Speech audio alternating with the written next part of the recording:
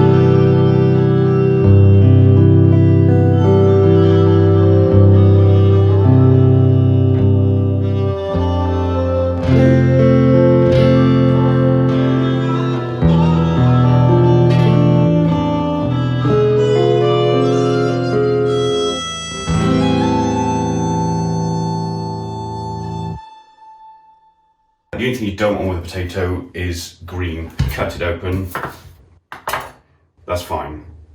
On some of them, I don't think actually any of these are green, but you'll notice it straight away. You'll just see a green coloration around the edges, or sometimes around the eyes. So chuck those away, don't need it, or cut the green bits off, it's fine. So first thing I'm going to do is just take all the eyes off. A bit mouldy that one, but that's fine, we'll cut those bits out. Just dig them out with your fingers. Obviously wash your hands thoroughly before this. I think we're all used to that now. Nice thing about this is we can do a whole bag of potatoes, which would otherwise pretty much have gone in the bin in a couple of days. And we'll do them in bags so you can do it in portions. Good tip, keep your potatoes in the dark. They don't like light, that's what makes them go green. Just keep them in a cupboard or somewhere out of the light. So we're going to just wash these quickly. Nice sharp knife, can't stress how fun it is to have a sharp knife, and actually safer as well. Prevents slipping. There's plenty of videos on YouTube how to sharpen knives. You kind of need a Japanese whetstone really. So we're going to go for pretty thick on this because these are going to take a bit of processing, as in they're going to go into the water, then they're going to be cooked and they're going to be bagged, and we just want them to retain as much of their shape as possible. If you do them really thin, you end up with this just becomes delicate. So we go nice and chunky, maybe 3 per half a potato. That's about as thin as you want to go. Okay, chuck these in the pan. If you get any like this, just cut into there. Careful with your fingers. Yeah, see, that's fine. Just get rid of that a little bit. This stuff I leave, that is up to you. I don't think there's anything wrong with it. Well, saying that, people get quite squeamish about bits of vegetables that don't look right. It's supermarkets' fault to a certain extent by producing everything that looks exactly the same. You want to make sure they're roughly the same size as well. It just means they'll cook at the same rate. Put your water in. You basically want this to cover the potatoes, so probably going to need another one of these. Ooh. No, I'll do. You want to bring this to the boil and then cook it for a few minutes. We don't want to go too soft. Just different potatoes cook at different rates, so just use a knife or a fork and just test them. You just want them to be a little bit soft, parboiled. Okay, so these are looking good. Actually a little bit overdone, which would be fine if we were doing it in just one stage, but I'd like to have them a little bit less done than that, but that's fine, it'll all be good. Let's go drain them.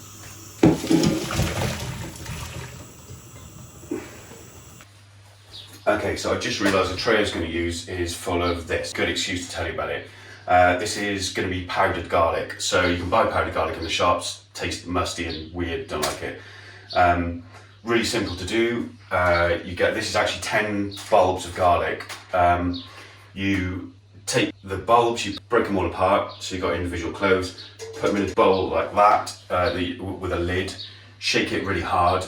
You then, what happens is I think the enzymes in the garlic release and they force the skin off. Basically, it just stops it from sticking, and so you can pull them all apart really easily. Crazy Russian hacker does a really good video on it. So then you chop them up really fine. I actually do it in the blender. You've got to be really careful in the blender because you don't want them to go to mush. You just do really quick bursts of it, empty it out, put it in the oven on a really low heat. Well, I'd start at like 100 or something like that if you're not sure. Keep an eye on it. It takes about 6 hours maybe, and really stinks the house out. It's kind of a good smell, but try and isolate it to one room because it just stays for a while. And then once you've done that, give it a good scrape off. Now it's good to do this as you go actually, as you're cooking it, take it out and just move it around so they all get evenly cooked. So next stage, real easy. You can use a NutriBullet for this, this kind of is a NutriBullet I suppose.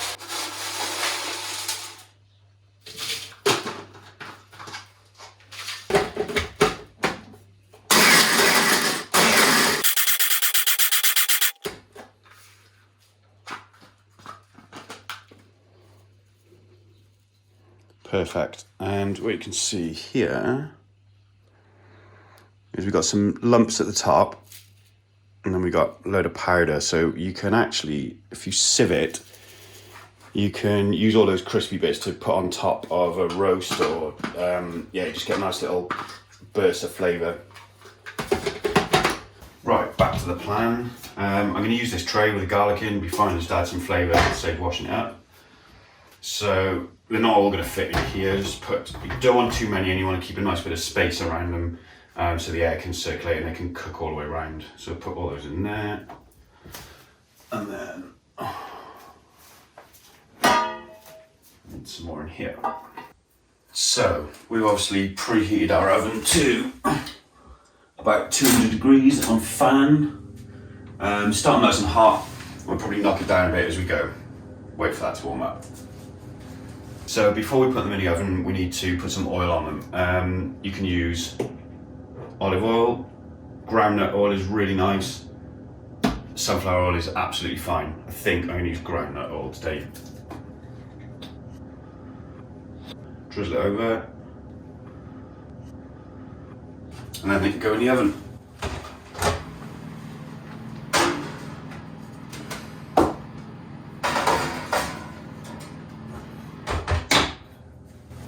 So we're only part cooking these. They will be cooked, they will be edible, but we don't want to get them really crispy just yet because all we're doing is preparing them to go in the freezer.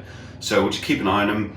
Just want them to kind of solidify a little bit so you get like a skin on the outside. We'll check them every now and again, make sure the temperature is right. We might have to drop that temperature a little bit and we just move them about a bit. You've got to be really careful with them because they'll break at this point. If you've got a brush, that's great because you can just dip it in and baste them as you go.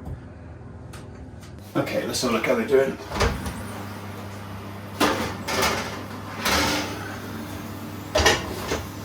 Pretty good, really not far off. Give them a really gentle turn, just try and lift them over. Make sure they're all covered. They're falling apart a bit, but that's kind of good really, because these little broken edges are the bits that will go really crispy. Level them all out again so they all got a bit of space. The more time you spend doing little bits like this, the better your cooking will be. It's actually really therapeutic. I'm back in the oven. Now I turned this down to 170, so I'm going to leave it at that for the moment. It's looking good. Right, so I think we're probably about there. Let's have a look.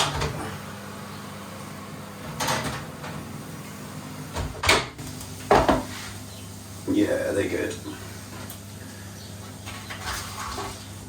Yeah, so they're starting to just get this skin on them now, which means they're just a bit stronger, so that when we put them in the bags, they won't break apart. So we'll leave those to cool, and then we can put them in the bags. Okay, so I think these are probably cool enough now. That's good. So whatever bags you want really, I'm going to do these in small portion sizes. But you could do like a family's worth or whatever you fancy really. It's good to keep it small, you can always use 2 anyway.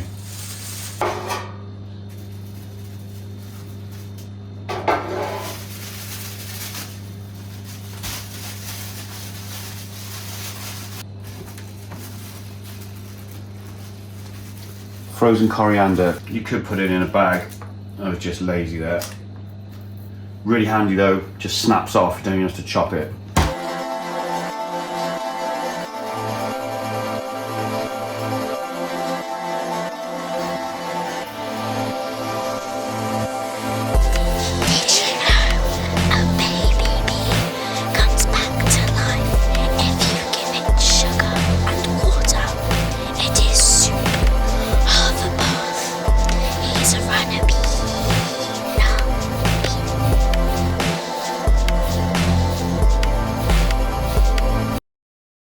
We've done all the hard work. Let's get them in the oven and see what it tastes like. So this is the first time I've actually tried it with this frozen method. So what we're going to do, we'll put them in here. Great, break up nice and easily. That's why we want them a little bit harder so that they don't all stick together and mush up, otherwise they'll just be no good. That looks great. Try 200, might be a little bit much, but let's see how it goes. Okay, so we've been in for about 15-20 minutes now. I did turn them down to 170. Yeah, perfect.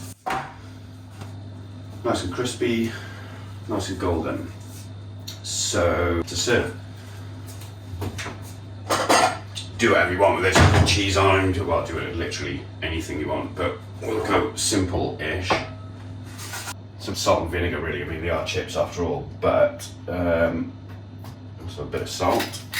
You'll be able to get all of this. This is my mother's homemade raspberry vinegar. You can get fruit vinegars quite readily available now. They're brilliant use in all sorts of cooking because they've got really sweet element as well, so you can use them for dressings without having to sweeten them up basically. But so we'll have a tiny bit of this. I'll do. And then let's have some thyme.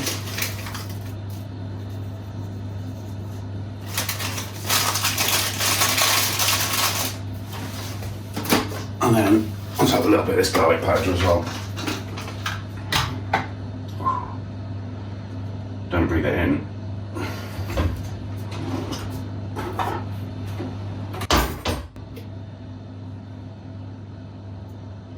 And you really don't need much of that. Great. Cheese and egg on it as well. And cheese. Sit that back in the oven for 2.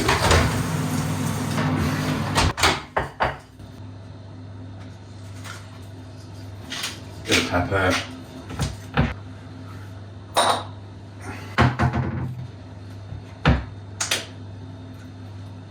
Bit of sriracha, mayo. There we go. Done. So there we go. If your potatoes are growing loads of eyes and they look like they're going off, make some oven chips out of them.